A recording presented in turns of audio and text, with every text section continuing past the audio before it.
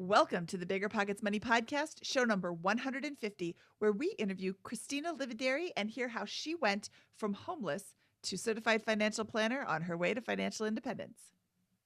Hello, hello, hello. My name is Mindy Jensen, and with me, as always, is my amazing co-host, Scott Trench. Oh, that was a corny intro, but we didn't coordinate at all, Mindy. Scott and I are here to make financial independence less scary, less just for somebody else, and show you that by following the proven path, you can put yourself on the road to early financial freedom and get money out of the way so you can lead your best life. That's right. Whether you want to retire early and travel the world, go on to make big-time investments in assets like real estate, or start your own business, or just go and buy that first home that's really important to you, we'll help you build a position capable of launching yourself towards those dreams.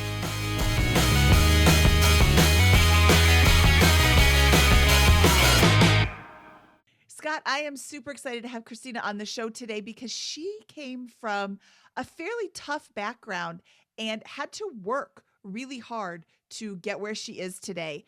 And, you know, there's a lot of people who start off with a position of weakness and are able to push themselves forward, really pull themselves up by their bootstraps. And everything that Cristina has is because of her hard work, which just makes it even more valuable, in my opinion. Yeah, you can tell that she's just a really special person, Division I athlete with college scholarship, went to really, really good school there, really high income earner, learned lots of painful financial lessons, and, and is really it all seems to be coming together here. But it's just amazing to see what she's been capable of doing over the course of her career. And you have no doubt that she's going to be very successful with her new business and off to the races towards FI in a big way over the next couple of years. Yeah, I'm super excited for what's coming up for Cristina. Cristina Livadary from Mana Financial Life Design. Welcome to the BiggerPockets Money Podcast. I'm so excited to have you with us today. Thank you both for having me.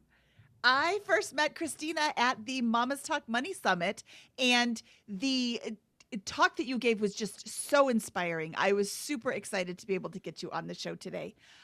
Let's talk about your money journey, because it hasn't always been super smooth and roses. And I think that's where you learn the most, is from people who have experiences that kind of sucked, frankly. Oh, spoiler alert. Thank you for putting it bluntly. No, I mean, I think that's a big part of my money journey, is my story around money. And it starts from a very early age. When I was just 7 years old, I immigrated here from the Philippines. And I was within about 9 months of being in the Philippines, or being in the United States rather, my biological father took off and took with him our security and stability, and he fled to his home country of Venezuela. And so he left my mom, my sister, and I alone in this foreign country, not really being able to speak English, and just really without and also undocumented. So it was a very tough few years. And so for the first few years of our life here, we were living homeless and out of cheap motels. And so that was really the beginning of my money journey. So, for the first few years, it was fraught with instability, moving around. But luckily, my mom ended up, finding a great job, because she also happened to be an executive chef. So she was able to get some stability. She found her now husband, my stepfather. And throughout my teenage years, I was able to work hard at school. And I was able to also get a scholarship to play water polo at Bucknell University, where I went to school. And so I went to college. I went to the East Coast, a completely strange and foreign land for me. And 3 years into my college water polo career, I tore my rotator cuff, which meant that I lost my scholarship.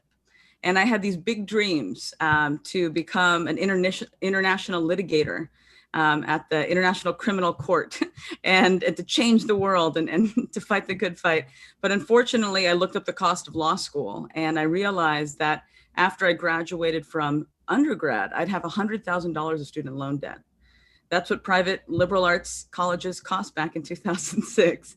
So I had to face the reality that for, starting June of when I graduated, I owed my student loans $1,000 a month.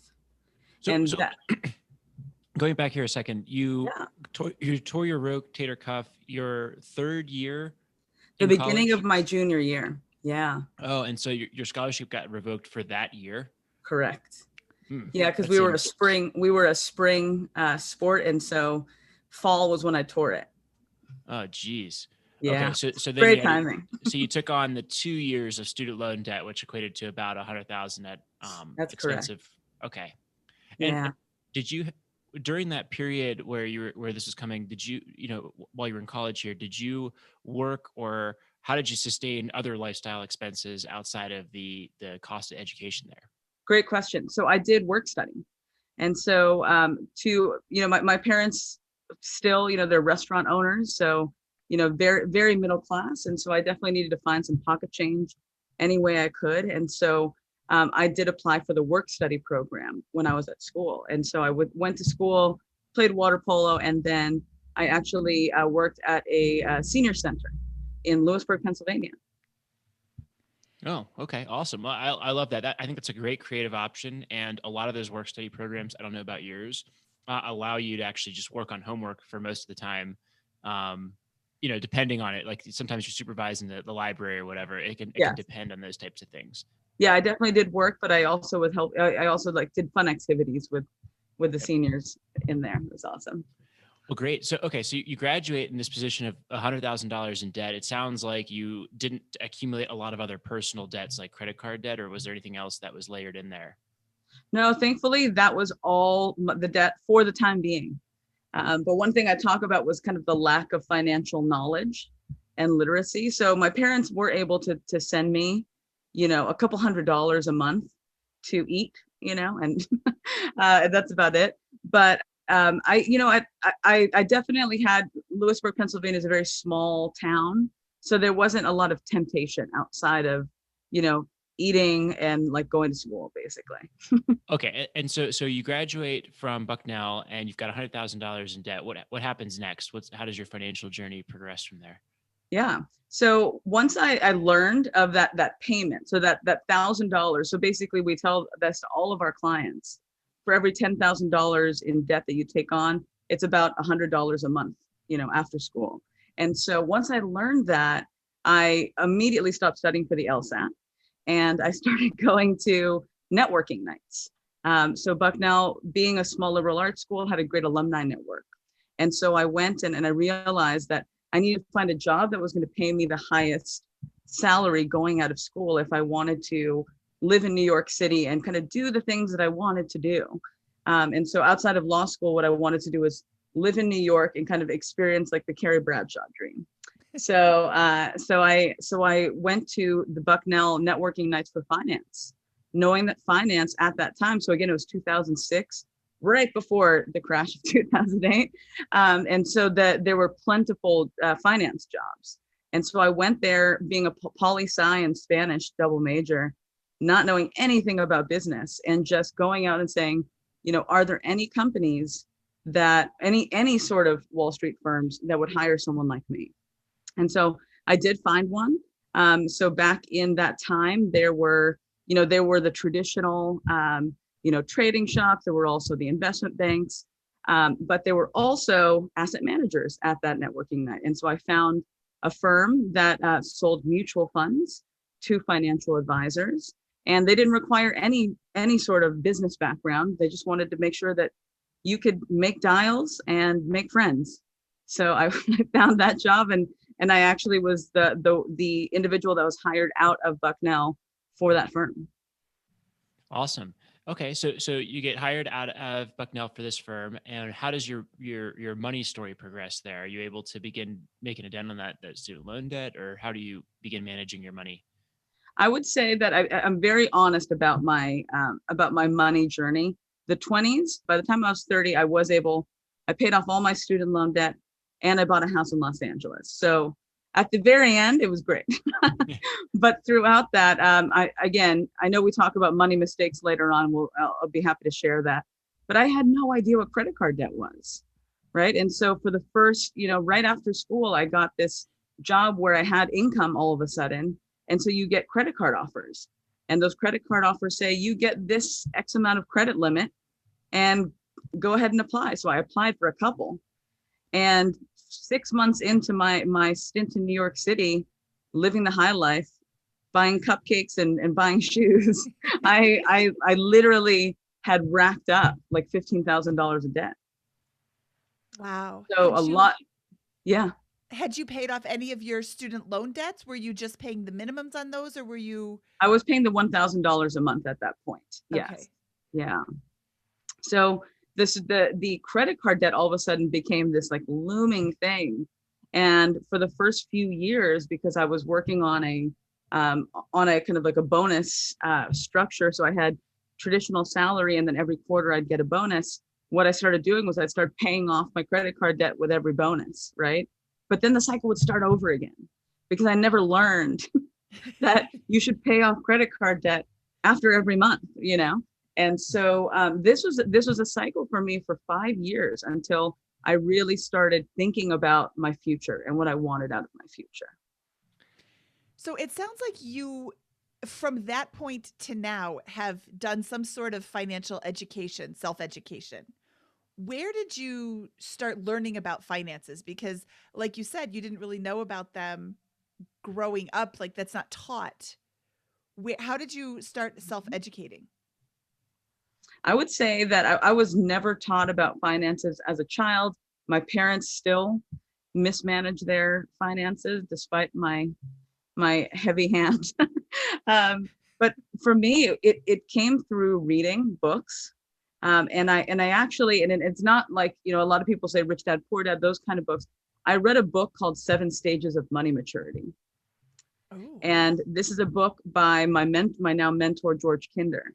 And the book was not about dollars and cents and managing finances. Rather, it was about truly deeply thinking about what you want out of life. And I found that in my late 20s, when I started thinking about what I wanted out of life, and for me, that was because of the burden that homelessness had placed on my shoulders from a very early age, I wanted to buy a home. And learning that was my deepest need at that time, I had to get there as quickly as possible. And so that's when I started learning the dollars and cents and what I call creating a mindful spending plan and learning personal finance basics because I knew what I wanted. Yeah, I think that's awesome. When you think about like that is really the catalyst behind all of this. It's all about what do you want out of life and are you working towards that? And it's amazing how many people do not do that simple exercise. Yeah. And that is the root of their money problems, because once you're like, oh, here's what I want in life. Okay, now it becomes very clear how I need to use money as a tool to create that future reality, whether that's exactly. You want to be working this job or climbing the corporate ladder, whether that's you want to buy a home, as simple as that, or whether that's you want to be financially free and traveling the world like Bryce and Christie from Millennial Revolution or whatever. It's whatever however you go about setting that up. So I think it's fantastic you started with that. When did you read that book and make those choices about or come to that understanding? I read that book in fits and starts towards my late 20s. Okay. And then I read it again fully in my early 30s. Yeah. What was the turning point then? Do you have like a moment in time and a shift in your behavior in terms of spending and income generation and money management that you can point to? I would say that it was actually like right about when I was like 29. It was so I got my dream job, my first iteration of my dream job at 24.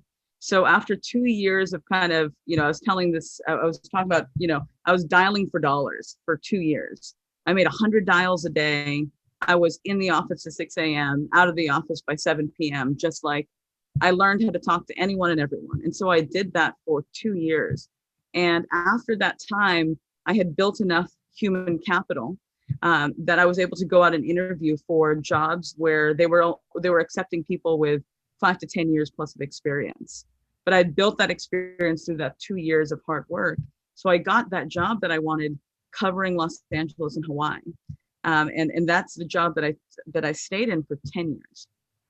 And so for that 10-year period, I would be getting massive amounts of checks, in terms of bonus checks. And again, the first couple of years, it was so silly. I mean, again, biggest money regret, right? Like not doing anything with that money. But it really around my late 20s, when I started reading about the 7 stages of money maturity, I realized I wanted to buy a home. And so it really came, I remember, because my birthday's on November 15th. And that was the day every year that I'd get my biggest bonus check. And so it was basically my 29th birthday when I got that big bonus check. And I was like, I'm not going to spend this money. I am going to put this away in a savings account so that I can put a down payment on a house next year. And so I bought my first home at the age of 30. I have a couple questions here. One is, what was this job that you're working at for 10 years covering Hawaii and California? It's called a wholesaler. So it's a mutual fund wholesaler. So okay, you're selling mutual funds to financial advisors who correct. operate out of those states. Okay. Yes.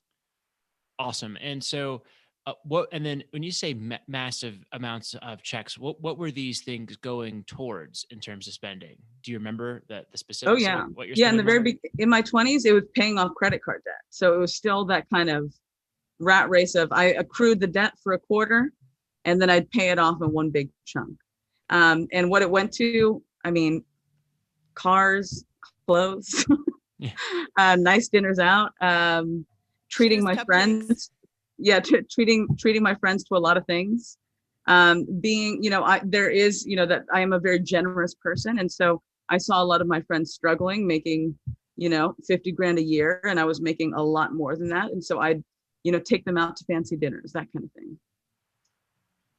Okay. And then what, with that at 29, when you had that first one, you're like, this time I'm not spending it. What did you, where did you put it? How did you begin managing your money differently from that point? And so this was just a savings account. I just put the money into a savings account that I couldn't see every day. And I mean, again, I was in asset management, and that's the kind of the big thing that I try to tell people.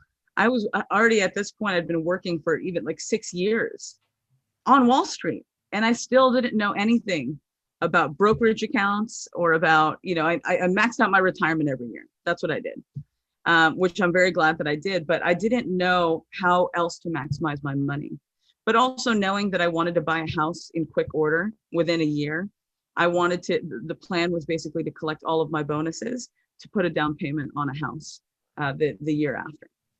Okay, so we just had a good talk about how, it's just like amazing how smart people who work in the finance world or are heavily involved in math, engineers, these types of folks, sometimes just completely miss the basics of personal finance and money management here.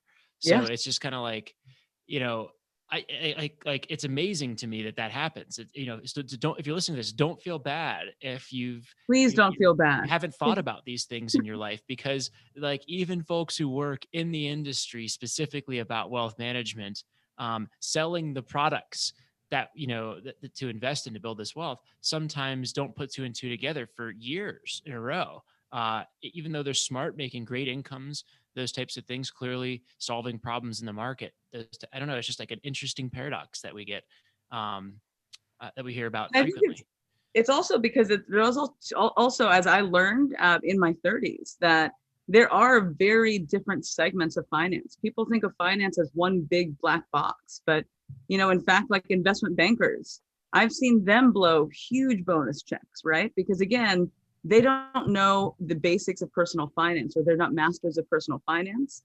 They're masters in taking their own risks in a specific type of portfolio. So there's investment banking, there's asset management, which is what I was in, which is managing other people's money for different types of risk. But then personal finance, I mean, that's why certified financial planners exist, right? Is because we as CFPs are uniquely trained to figure out people's personal financial lives and put the puzzle pieces together. Yeah. So it sounds like we're at the point in your story at 29 where you're not quite a master yet, but you're learning some lessons and beginning to put some things together. Is that right? That's right. That's right. Well, Let's oh, before go she ahead. beats herself up too much, I've heard some pretty good gems here. I heard her in college say, unfortunately, and I don't agree with you. I think it's fortunately. You said, unfortunately, I looked up the cost of law school. There are people who go to law school without looking that up and incur all of those debts without perhaps having the passion to do this full time. Like I went to school for fashion design. I have said multiple times that that was not the correct choice for me. Um, and you knew that it was $1,000 a month student loan payment. Other people are just like, whatever, I'll figure out how to pay for it later. So don't beat yourself up too much. You were also maxing out your retirement plans.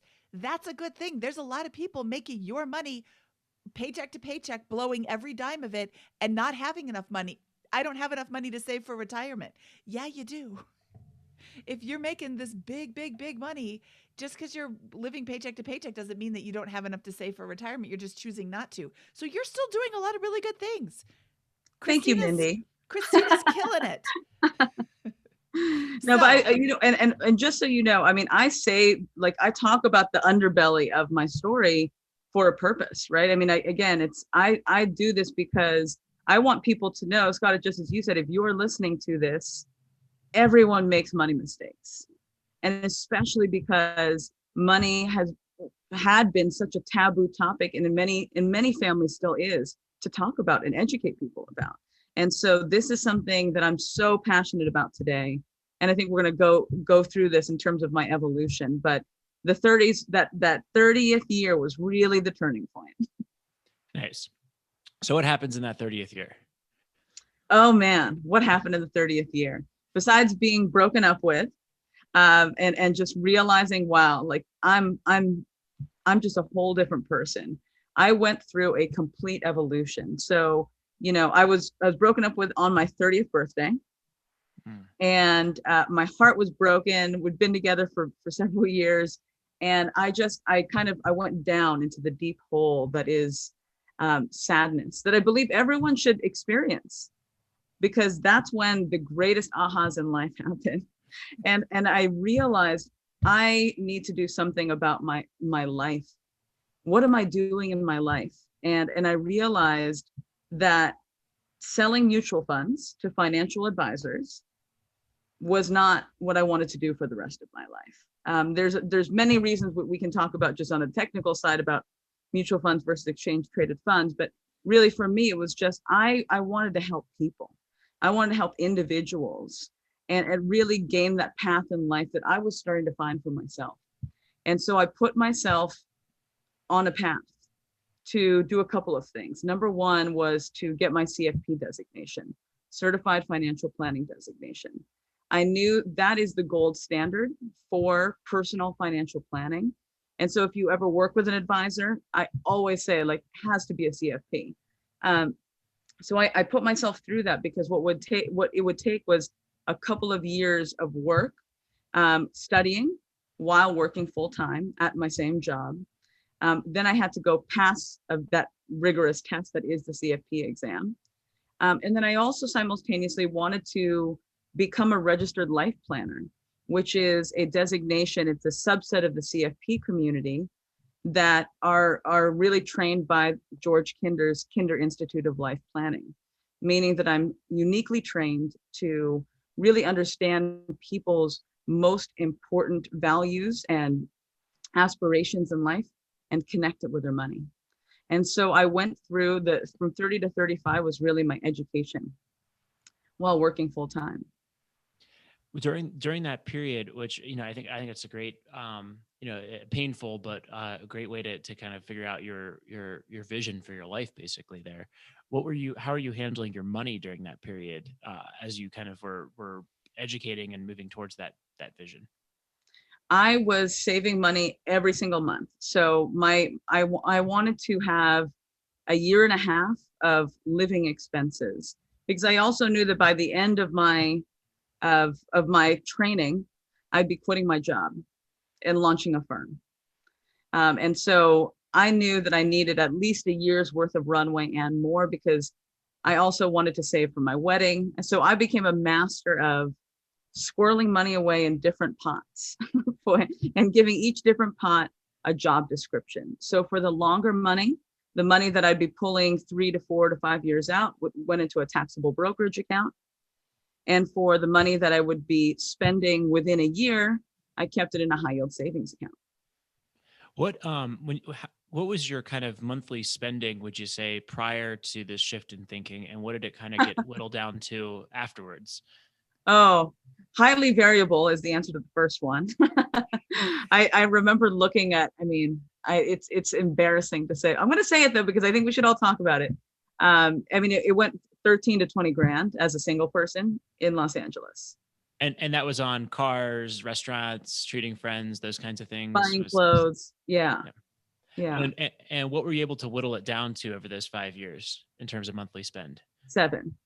7,000. Okay. Yeah. And did that process of whittling it down from 13 to 20 grand to 7, did that happen overnight, or was that a gradual process? Absolutely not. Yeah, it was a gradual process, and whittling it down even today. I mean, my business partner and I, we every single month, we kind of just check in with each other, like, how do you do last month? Right. I mean, that we call these with our partners our money dates. And so it's a continuous process, because life is continuously changing. To say that you're going to spend 7 grand every month for the rest of your life is just unrealistic. But through that time of whittling it down, it became it's all about mindfulness and understanding, okay, so what did I spend my money on? What of this excess brought me joy, and what didn't? And then the next month, what I tried to do was eliminate the things that didn't truly bring me joy. So clothes were one of the first things that went out the door. And then I slowly gave up taking all my friends to restaurants all the time. Split the check. Yeah. Exactly. Yeah. Okay. Well, that's fantastic. So was all of the cash you began to accumulate going into like investments, or you said you're building up 18 months of runway? Was it really just kind of mostly cash accumulation in after tax savings accounts and brokerage accounts, or was there other investing going on as well? Yeah, no, it's ETFs. I wanted to put it into liquid tax efficient vehicles so that I could take it out whenever I needed it. Okay, great. I want to clarify what an ETF is, or I want you to clarify what an ETF is, because we hear that word bandied about, or those, I guess it's an acronym, bandied about, but I don't think we've really discussed it. Well, maybe on the Chelsea Brennan show, but happy to talk about it. We can talk about it very quickly. So you'll typically hear 2 types of like investment vehicles: ETF, which stands for an exchange traded fund, and a mutual fund. And so both of those are what you call pooled investment vehicles. And so a mutual fund, the way that you think about a mutual fund is there's basically some person who runs that mutual fund. So it's a expert who goes and picks a pool of stocks and or bonds and or a mixture of both, and you buy shares into that investment vehicle. An exchange traded fund is not professionally managed by a person. Instead, it's modeled after an exchange. So there are exchange traded funds for a lot of different things, but the most popular is the S&P 500. So when you own an exchange traded fund for an S&P 500 ETF, you own portions of that of the 500 stocks in the S&P 500. Yeah. So, and an ETF can mean a lot of things as well, right? So, when I say I invest in index funds, for example, what I'm really doing is I invest in index funds through my retirement account, but most of my excess cash is placed in after-tax brokerage vehicles, and I'm buying a S&P 500 ETF from Vanguard, right? For That's right. example. And that's kind of like, that's one way of investing in ETFs. There's a bajillion ETFs out there. And it sounded like you chose something that you said was tax efficient. What does that mean to you? Um, I could do a whole podcast on this. I just wrote a very lengthy blog post on it. So mutual funds and exchange traded funds are taxed very differently, because mutual funds, the industry that I know so dearly because I worked on it in it for over a decade, they tend to be more tax inefficient because they have to pay out their capital gains at the end of every year. And those capital gains, whether you owned the fund for the entire year or for a portion of the year, you have to pay those capital gains. Exchange traded funds, they don't, because you can buy and sell so quickly. They are much more liquid and they're more tax efficient for you. So they have, I'd probably say a quarter of the capital gains payout at the end of the year, if anything. Okay. Compared to a mutual fund. Great. So you're really getting control of your spending and socking away cash, both in the form of savings accounts and these ETFs. And then over this 5-year period, getting ready for this next career. What happens next? So it was, the dreaming part was the most fun part. I did a lot of, the registered life planning training that I went to was a 5-day retreat in Hana, Maui. And it was at George Kinder's home where we essentially spent 5 days being trained, but also being planned. And it was all about this 2-year transition from 2015 to 2018, actually, when I would be leaving the only job that I really knew, as an adult human being, and jettisoning myself into a whole new career as a registered investment advisor and a firm owner. And so that 5-day retreat was really the beginning point of how it was all going to play out. And in that time as well, I found the love of my life. I got married. And so all of that happened within a very short amount of time. And so just on the money side, so I saved up enough money so I didn't have to be paid in that first year of firm ownership. And I also saved up enough to pay for my own wedding in Mexico. Awesome. Wait, you didn't take out loans to pay for your wedding? No loans. So as a business owner with this, how did that first year go? Were you able to begin generating income and get the business off the ground, or what did it take a few years, or how did that look? So we're about 2.5 years in now. Mm-hmm. So you're still speaking to me at the beginning stages, but we generated income very quickly. It was just a matter of what we did with that income. So we decided purposefully not to pay ourselves so that we could really build the firm. And so as of today, we have about 80 clients. And again, we started from zero. So a lot of financial advisors that start their businesses anew, if they transfer from, let's say, a big brokerage house like a Wells Fargo, a Merrill Lynch, and Morgan Stanley, and they move to their own independent firm, they bring their clients with them, which enables them to have recurring revenue right away. But we didn't. So we were able to bring on 80 clients over the past 2.5 years. Not a lot of sleep, but we at the beginning of this year, we started paying ourselves, and we're making a living wage. Well, that's fantastic. Right. And where are you living now?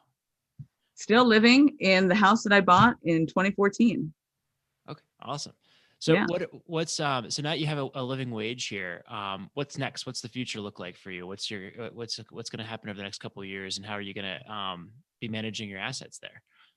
Awesome question. I just did this visioning exercise last night instead of watching the election. And so, the key features of my vision for the next few years, in 5 years, I want to be, one of the pioneers in financial life planning. So our firm's called Mana Financial Life Design. And it's truly, Scott, as you said it, we start with, what do you want out of life? And so there's so many advisors. I'd say 99% of financial advisors don't start conversations that way. So I want to be a leader and a pioneer in the space where that's how financial advisors begin conversations with their clients. We want to be a boutique firm. So we don't want to serve, thousands of people in terms of clients, but we want to serve I'd probably say a few hundred with about 20 employees, and really build a firm that's all about achieving people's highest vision in their life. And then in terms of personal life, I'm also 7 months pregnant. So I tend to do everything all at once. But yeah, I mean, my husband and I hope to keep this house as a rental property, because we are 2 blocks from the beach here in LA, and stuff is building up all over around us. But we actually want to move closer to his family in Pasadena, and start kind of having a little bit more of a suburban lifestyle. Awesome. How do you think about managing your assets as part of this? So I'll tell you also, in terms of books I've been reading lately, I've been kind of validated by some of that. I'm a boring investor. I believe in having my real estate as in hard assets, and then having a portfolio of retirement assets, qualified assets, as well as taxable assets. And on the taxable side, again, like a broad range of ETFs. I want municipal bonds in there, because we live in a very high tax state of California. And I want that to work for me consistently over time. I'm not a big risk taker, though, a lot of the clients that we work with, they have a portion of their wealth in their company stock, for example, right? I like spreading everything out, and I just want the highest probability to reach my highest goals. And how you do that is you stay diversified, you don't pay a lot of fees, and you minimize taxes. Okay, I got to jump in here and say, Cristina is a CFP saying that she is a boring investor. And I think that is so powerful, because having all of these exciting investments leads to a lot of sleepless nights. You want everybody that we listen to, or I'm sorry, everybody that we interview who is successful in their investment strategy is boring. And that's the best. Boring is the best. You said diversification. Love that. You said bonds. I don't really like bonds, but we'll agree to disagree. We're in different places in our lives right now. And I only have 10% bonds. I just use it as the brakes to my gas pedal. Don't worry. I just don't love bonds. And we should really bring somebody on who can talk intelligently about bonds, because I know that I can't speak intelligently about them. I just know that they don't make a lot of money. So I want to make a lot of money in my investments. But I love that you don't like risk. Nobody wants to lose their money. Be boring in your investments, stay the course, put in, on a consistent basis, and just set it and forget it. Are you actively trading a lot of your ETFs, or do you kind of just throw it in there and you're done? So to be clear, there is risk in stock market investing. Yes, just, yes. Just I'm sorry. Past performance is not indicative of future gain. But again, the way that I think about it, it's the law of averages, right? So with a high yield savings account today, what are you making? 0.7%? If you're lucky. Right? Like maybe. When we run long-term projections, the stock market on average, on average, a year is like 7%. Going back in time, right? 7% annualized. If I can do 6.5% a year, my financial plan works until I'm 90 years old. I'm good with that. That's kind of what I'm looking for, right? Is anywhere from 5.5% to 6.5%. Anything above that is gravy. And sorry, what did you ask me, Cindy? I just wanted to, I got enough. got on a little bit of No, a I sidetrack was there. complimenting you on your boring strategy because I think that's the best way to go. It's, I see a lot of people talking about, oh, I got this great stock tip. Hey, put $1 in it. See what $1 does. But don't put everything in this hot stock tip. Just because you have a hot stock tip doesn't mean it's going to pan out. I mean, have you ever had a hot stock tip that all of a sudden flopped? Yeah, lots of Yeah, people have. and we have a lot of clients that actually love, studying the stock market and making big bets. So what we tell them is 10% of your net worth, no more than 10% of your net worth can go to that, what we call like the Robin Hood bucket. You get to do that. We'll take care of the serious money, the widows and orphans money, we call it. We need to make sure that we take care of that. Well, you can have fun with 10% of your net worth. Okay, you just said two things that were very important. You said, I have clients who like to study the stock market. They don't just get some weird whim hot stock tip. And you said they make bets. That is when you are getting off on a wild hair, it can be a bet. And 10% of your total net worth is not the same as throwing it all in on red. So I love that. So I just want to reiterate that part. Thank you.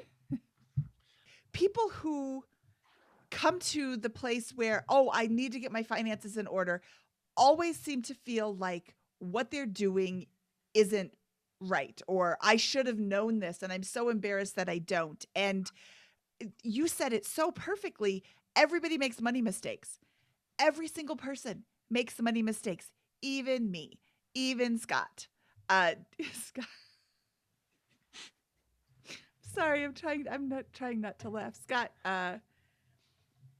didn't want to participate in credit card hacking because he got like 2% cash back on his credit card or something. And now he makes significantly more by just Now he's the credit card hacker. For the bonuses and things like that. Love it. But that's still, I mean, that's a great money mistake to have. Oh, I just didn't take advantage of something. But there's lots of people, everybody makes money mistakes. And to hear from somebody who is in the space now who also made money mistakes and learned from them is so powerful. It helps people really figure out that, I'm not doing such a bad job. At least I'm paying attention. This is what we do. I mean, we do this with our clients all the time because they think that we're some wise. I'm like 36 years old. I'm still figuring this out. But I happen to read a lot. I surround myself with very smart people, and we're all going to make mistakes. But what we can do is make the most educated decisions based on what we know, and because we spend all day, every day, living and breathing in this space, we can help you make the most educated decisions. The one thing I was just going to say was, and I can weave this into the famous four or whatever. So the idea of financial confidence, because I think that's kind of what Mindy's getting at, is the idea, like I say that financial confidence is more important than financial literacy. And that's especially what women lack, is financial confidence. That's why so many, it's like 50, I posted something about a UBS study that just came out in July, that 54% of millennial women say that live with a partner, defer their decisions, their financial planning decisions, to their husbands. And that's millennial women. And so we're here to say that financial confidence is what is the most important thing to truly embody, because financial confidence will give you the ability to go out and research and find the resources versus thinking you need to do it all yourself. What is financial confidence? How do you define it? Financial confidence, how do I define it? Let's see. I think it's the innate knowing that you don't need to know everything. Oh, then I don't have financial confidence. I want to know everything. How do you get financial confidence? I am starting to realize that. I think it's the journey that we're all talking about here.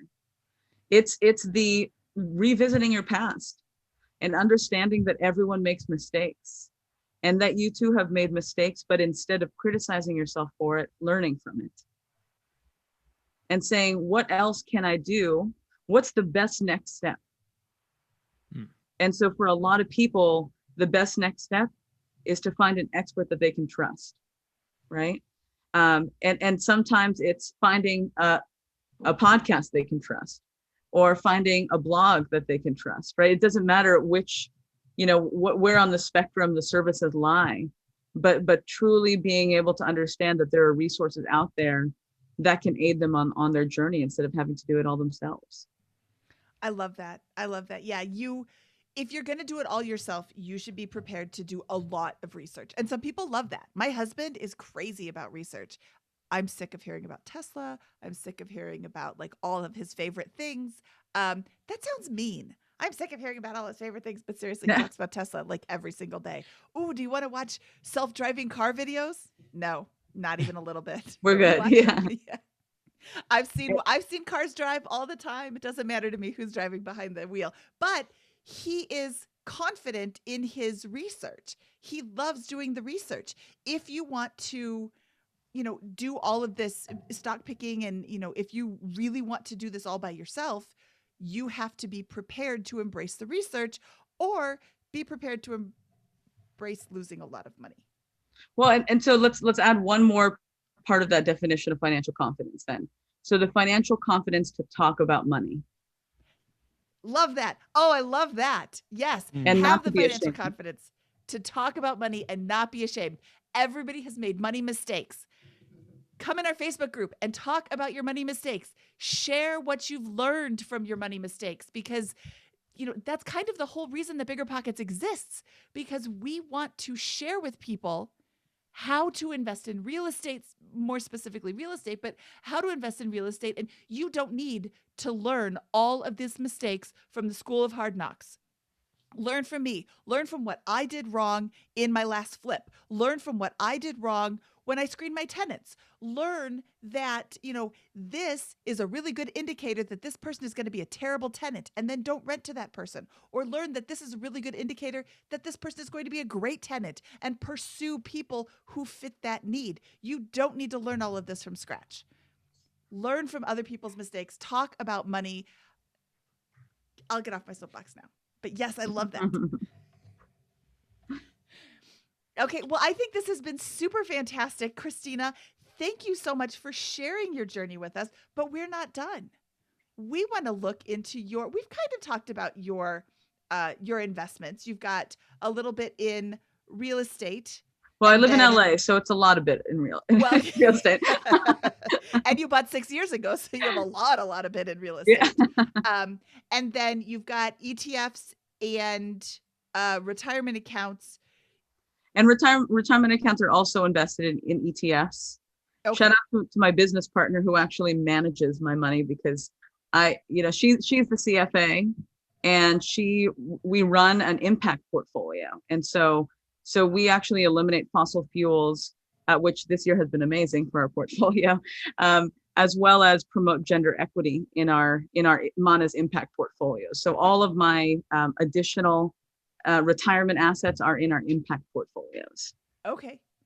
And then currently, in terms of annual spending, how much do you keep on hand? Like in months? I'm not looking for a dollar amount. In months, 6 months, okay, for my husband and I. Yeah. Okay. And he has a full-time job. He's also a business owner. Okay. So so full-time, yes, but also, it's kind of that freelance LA lifestyle. And how much cash do you keep on hand for your business in terms of month?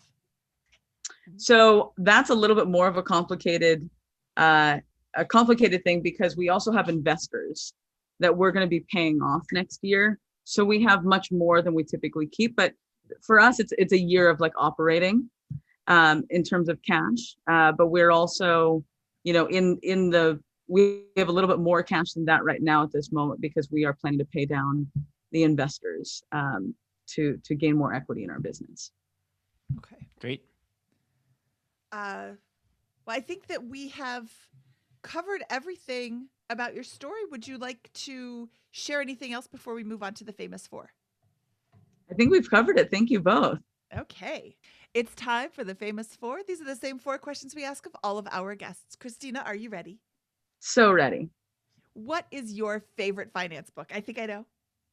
Well, because I already gave a nod to my mentor, George Kinder, I'm going to throw a new one in there Oh, because okay. this book just came out and I'm literally obsessed. And Mindy, I know that you subscribe to our newsletter, so you probably saw my homage to it. But Morgan Housel's Psychology of Money. Yes, yes, yes. I need It's to get so Morgan on the show. That book is Please get Morgan on the amazing. show. Oh my gosh. Love. I haven't That read it. I'll have to book, check it out. oh my goodness, Scott, it is amazing. So I came into the personal finance space in like 2013. And at that time, you already had Your Money or Your Life and The Richest Man, The Millionaire Next Door and The Richest Man in Babylon and like all of the core books. And when I was reading Morgan Housel's Psychology of Money, I'm looking through and I'm like, this is one of those books that's going to become the Mm-hmm. core personal finance books. And it's like I'm excited that I'm able to read it when it came out as opposed to like, oh, it's 10 years old. I already know Right. everything in there. Like it's so it's such a good book. I'm sorry. I'm going on and That's on awesome. about I it, look but forward it's to like reading it. it's a really awesome book. Morgan, hit me up. Okay. Scott, you're up. Oh yeah, that's right. What was your biggest money mistake? So the biggest money mistake, I'd say it's what we were talking about in my 20s, spending a lot of what I made, right? And not thinking forward to what I wanted in the future.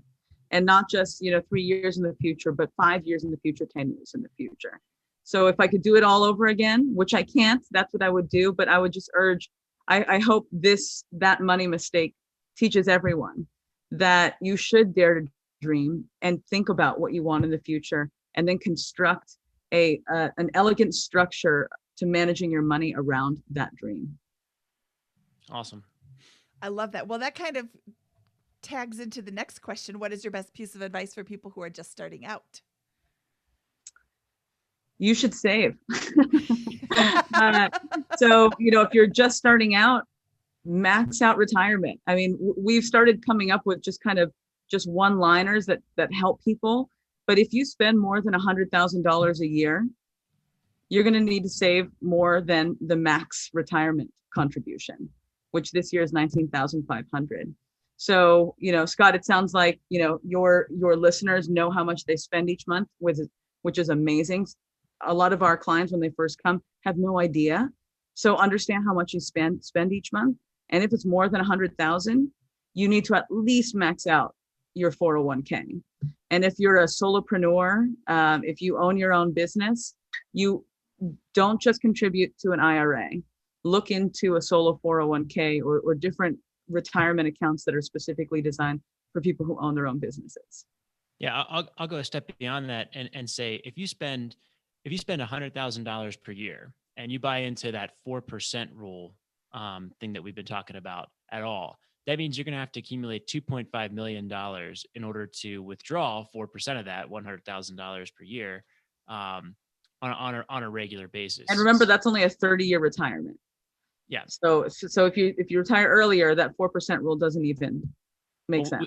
Well, we've had a lot of discussions about that, and I'll politely disagree with that. I think the 4% rule is appropriate for the early retiree, but there's a lot of different things going on with that, and you have a 96%. Anyways, we go on with that. But the point is, if you can drop that to $50,000 per year, now you only need one. Now you're accumulating $50,000 more per year that after tax that you can then, because $100,000 is spending after tax for most of us, right? That's if you're doing that math. Now I'm accumulating $50,000 more after tax, and I only need 1.25 million. I'm doing that math right. Yeah, about 1.25 million to sustain that indefinitely, right? So that that spending, if you track your spending and can get it down, it increases the amount that you're accumulating and reduces the amount that you're going to need downstream. And look, you can always go back. And once you've reached that one point, that financial freedom number or whatever it is, then begin layering back in items to your lifestyle as your wealth continues to grow. And you read, hey, I've got $2 million in wealth. I only spend $50,000 a year. Now I can bump that spending up to $60,000, $70,000 a year. And I'm still in this state of perpetual freedom with those types of things. So love that concept of hey, track your spending, know how much it's going to be, and understand how that's going to have big mathematical implications on your ability to retire. So, Mhm. all right, what is your favorite joke to tell at parties? I'm not a funny person. Um, I have a joke that had me howling the other day. That is the dumbest joke, but I'm just going to say it. What did the 0 say to the 8? I don't know. Nice belt. Ah, that's a great. Yeah, I like you've that got our joke. number. That's great. And it's a number joke. Okay, Cristina, tell people where they can find out more about you. So we have a website, mana, MANAFLD.com. And we have the same tag on Instagram, Mana FLD. Those are the two places we spend most of our time on the internet. So we run a blog on our website. And once you get to the blog page, you can subscribe to our biweekly newsletter. That's fantastic. Right. Yeah, I subscribe to your bi-weekly newsletter and I really like it. There's a lot of great information in there. Cristina, thank you so much for your time today. I think this is going to be hugely helpful for people from a variety of different viewpoints. First of all, you made mistakes and you're still doing great. You know what you're doing and you still made mistakes. Like it's okay to make mistakes. Everybody makes mistakes. I think a lot of people are like, "Oh, it's too late for me." It's not too late for you. It's never too late for you. You can do it too. Just be financially conscious. Okay. And we will talk to you soon. Thank you so much. Yeah, Thank you you very both. We'll much, talk Cristina. soon. Bye. Okay, that was Cristina Livadary. Scott, what did you think? I think it was great. I think there's a lot of really good lessons to be learned here. I think that, there's, in working with a lot of folks that come from, and I think it's fair to say she did a disadvantaged background, being homeless as a young child and those types of things. It can be difficult in some cases for some personal finance lessons to come through. And what I mean by that is that sometimes when folks get money for the first time, their first inclination is to spend it before they lose it, or to treat their friends who have always been there for them and helping them out through the tough times in their local community or those types of things. And sometimes I think it can be difficult to break out of that mentality over time. It sounds like what really happened for Cristina today was she had that real reckoning on her 30th birthday, that crazy milestone of, where her heart was broken, all those things changed. And that was when she really began to, say, look, I'm going to take care of myself and bring financial discipline and get my vision and life goals very clear and begin working towards those with a discipline and rigor. And it's been amazing to see the progress that she's been able to accomplish since that change in mindset, I think. Yeah, and I can see huge things for her future just because she is now confident about her finances. She is conscious about them and she is purposely striving towards the goal. She hit the goal of home ownership and now she's moving forward with other goals. And, I just love that she wants to help people who are 5 years ago, Cristina, get to current Cristina and beyond. Her giving spirit is super, super inspirational. Absolutely. Love it. The show notes, this never came up during the show today. The show notes for today's episode can be found at biggerpockets.com/moneyshow150. And near the end of the show, Scott, I started ranting, let's be honest, about talking about money. We have a Facebook group that we would love for you to join, to come in and speak with other frugal weirdos, other finance nerds, other people who are just like you and talk about the issues that you're facing with your finances. Talk about some of the wins, some of the things that you've learned. You can join our group at facebook.com/groups/BP Money. Okay, Scott, should we get out of here? Let's do it. From episode 150. I can't believe, Scott, it's been 150 episodes. Yeah, thank you everyone for listening to us for 150 episodes. Yes. So, wow, that's an amazing thing there. So here's It's to really the next cool. 150. Here's to the next 550 episodes. 550, that's right. From episode 150 of the BiggerPockets Money Podcast, he is Scott Trench and I am Mindy Jensen, saying, may the force be with you always.